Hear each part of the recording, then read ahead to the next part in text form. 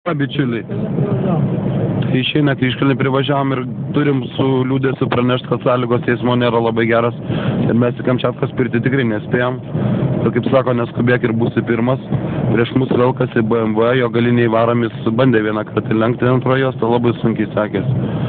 Ir šiaip viskas piktina, fūros piktina ir vairuotojas dabar šokoladuką valgo, tai vis tiek kažkaip suvaldys situaciją ir susidaro su stresu.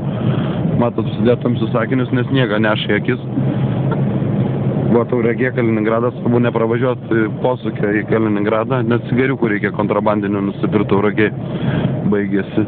O šiaip tai viskas kaip ir gerai, manau, saugiai grįšim, nes sakė, jis turi vairuotojo intuiciją ir nesvarbu, kad gerbiamas Saulius jį perspėjo, kad jis nesilaiko saugaus atstumo pagal kietą, bet, jis sako, aš kietas, esu kietas, žinau, kaip vairuotojo intuiciją turiu.